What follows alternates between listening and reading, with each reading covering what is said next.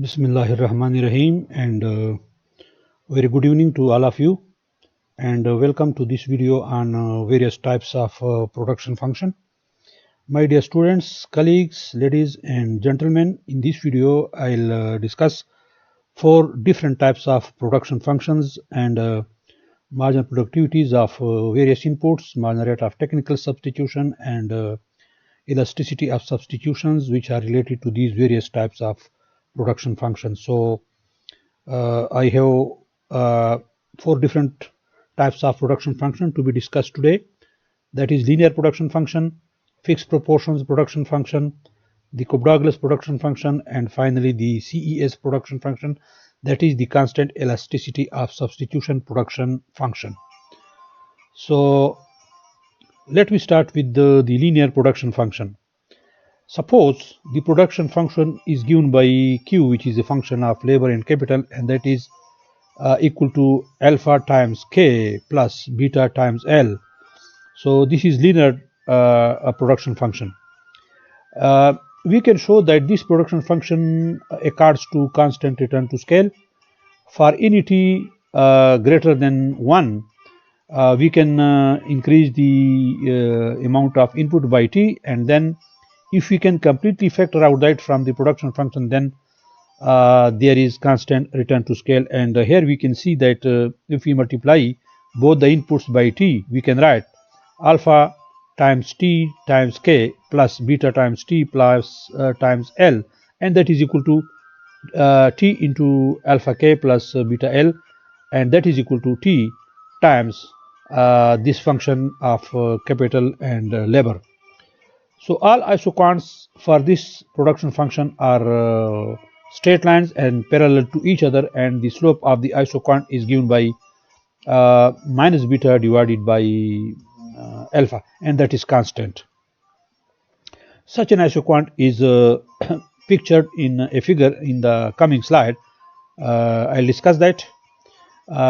Since the marginal rate of technical substitution is constant along any straight line isoquant, the denominator in the definition of the elasticity of substitution equation that I discussed in the previous video is equal to 0, and hence the elasticity of substitution for this production function is infinite. So it means that the two inputs, labor and capital, are perfectly substitute. We can either use completely labor or a completely capital, or any combination of the two.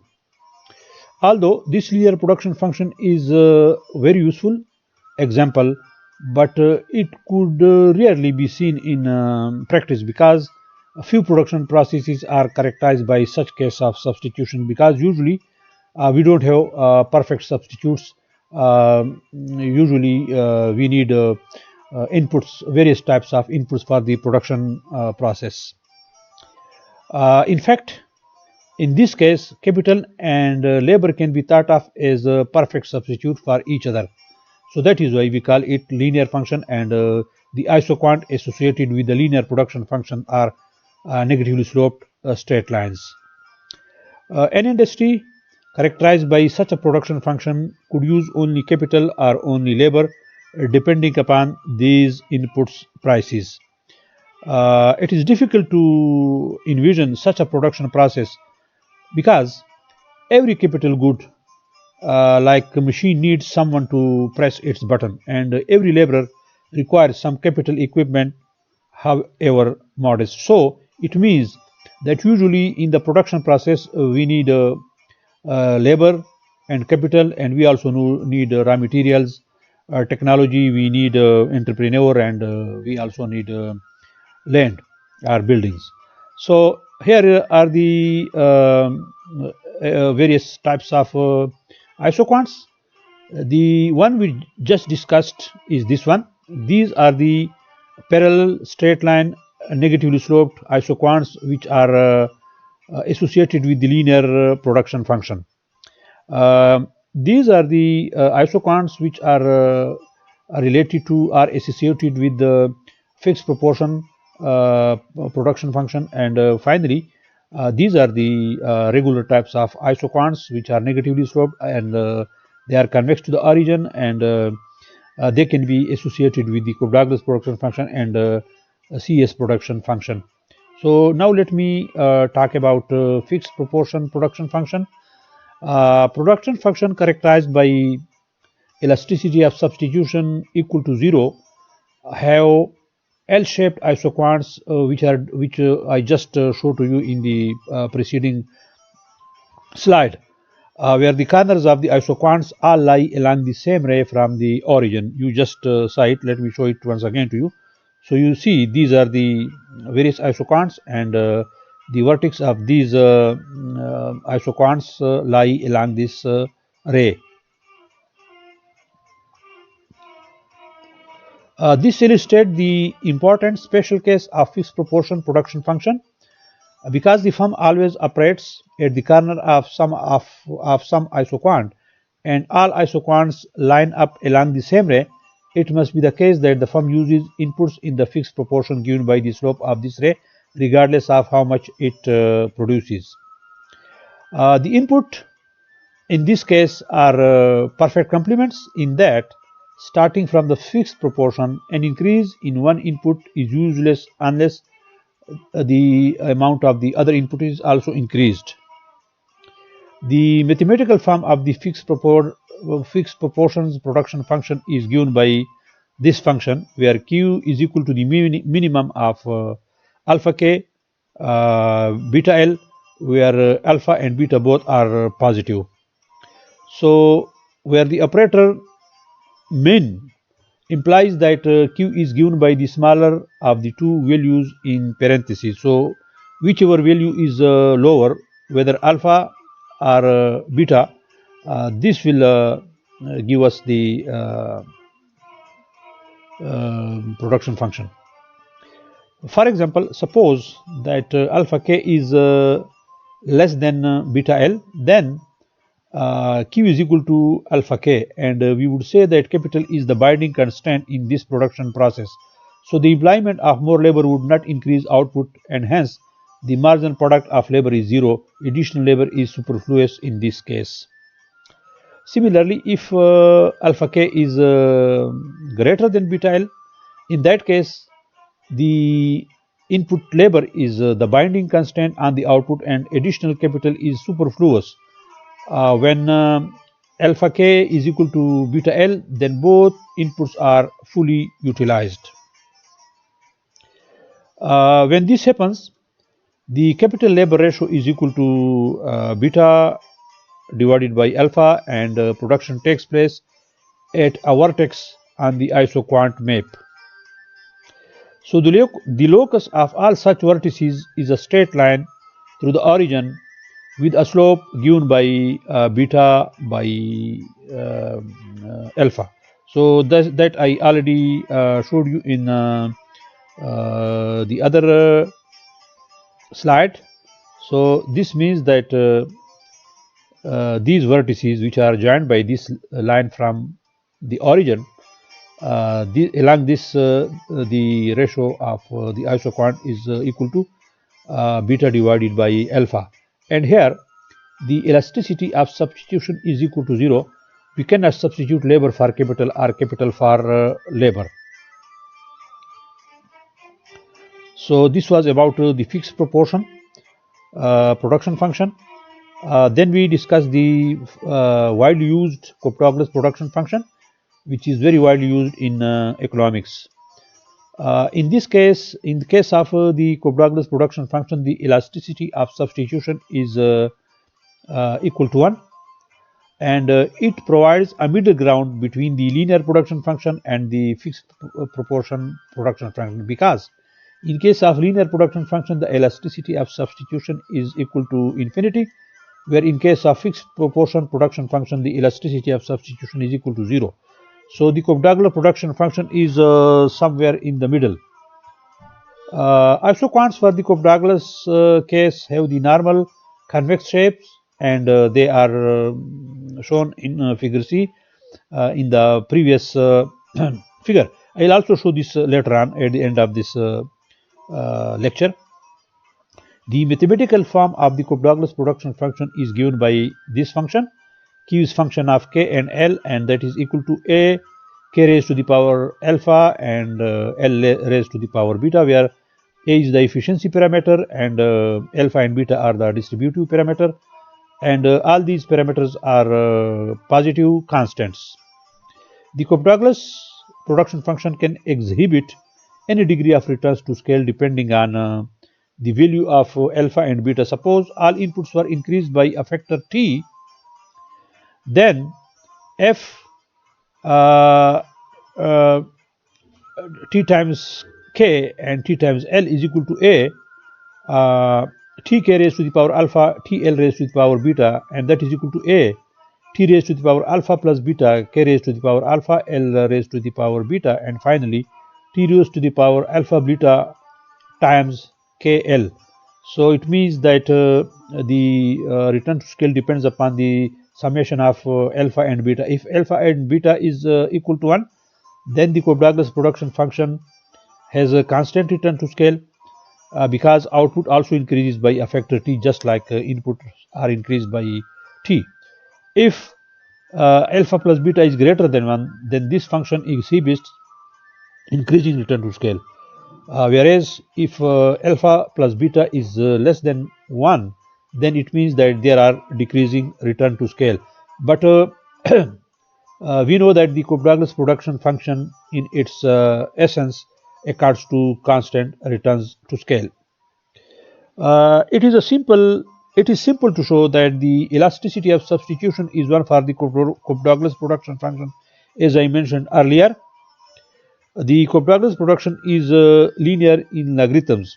If we take the natural log of this function, then natural log of q is equal to natural log of a plus alpha natural log of k plus beta natural log of l, which is given by this function. So we can log linearize the Cobb-Douglas production function by taking natural log on both sides. The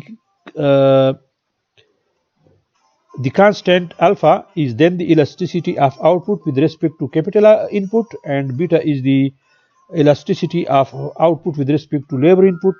These constants can sometimes be estimated from the actual data, and most of the researchers usually estimate Cobb-Douglas production function as compared to the estimation of any other production function, and such estimates may be used to measure returns to scale, that is by examining the sum of alpha and beta, as I mentioned earlier.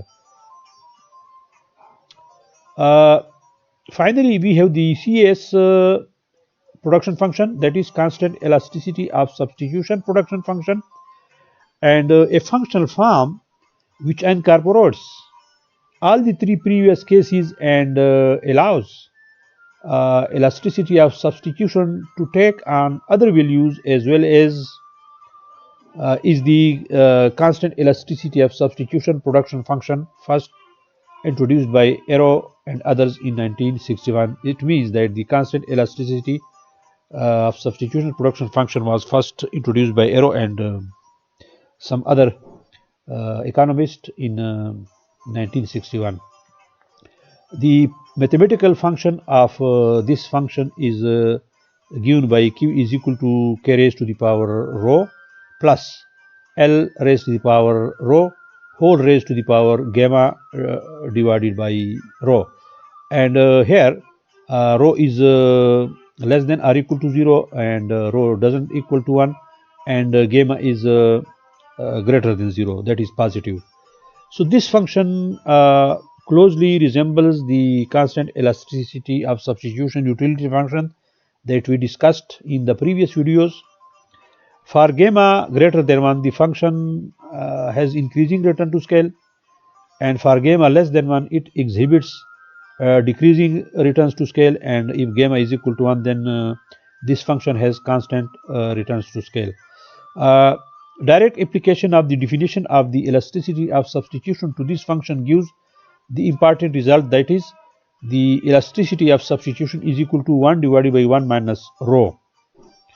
Hence, the production function will be linear if rho is equal to 1.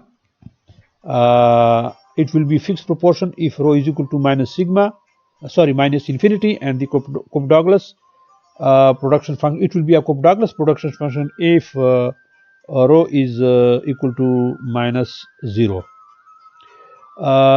Alpha Chiang in his book has given constant elasticity of substitution as follows. And in his book, the constant elasticity of substitution production function is given by Q equal to A into sigma k raised to the power negative rho plus 1 minus sigma L raised to the power minus rho whole raised to the power 1 divided by rho, where A is positive, it is greater than 0, 0 is less than sigma is less than 1, and minus 1 is less than p does not, the rho does not equal 0. So it means here k and L are the two factors of production, that is labor and capital. A, sigma and rho, these are the three parameters. The parameter A is the efficiency parameter, just like that we have in Cobb-Douglas production function. The other parameters, the parameter sigma, that is the distribution parameter, like alpha and beta in the Cobb-Douglas production function, and the parameter rho is here as the parameter of substitution, which has no counterpart in the Cobb-Douglas production function. As I mentioned earlier, these are the various isoquants which are associated with the various production functions that we just discussed. This is the isoquant map which is associated with the linear production function. Here the isoquants are straight line, they are negatively sloped and they are parallel to each other. And here the slope of the isoquant is given by minus beta divided by alpha, and elasticity of substitution here is infinite. We can completely substitute or replace one input by another input. In this case, we have a fixed proportion production function, and the degree of substitutability between the two inputs is equal to 0. It means there is no substitutability between labor and capital at all. So the isoquants are L-shaped or right angle form, and here the elasticity of substitution is equal to 0. Here the production is determined by the minimums of the parameter of the two inputs. There is no degree of substitutability here. If we have such kind of isoquants, then in that case the two inputs are perfect complements. This is the case when elasticity of substitution is equal to 1, and this is the Cobb-Douglas production function case. Excuse me. And these isoquants are negatively sloped and convex to the origin, and here there is a certain degree of substitutability between the two inputs, but not 100%, and that is why these indifference curve don't touch x-axis or y-axis. So we may substitute labor and capital, but on a limited scale, not entirely or completely. I hope you like the video, and if you like it, kindly subscribe to the channel. Don't forget to click on the bell icon so that you can get regular notifications about my videos that will be uploaded for you people soon.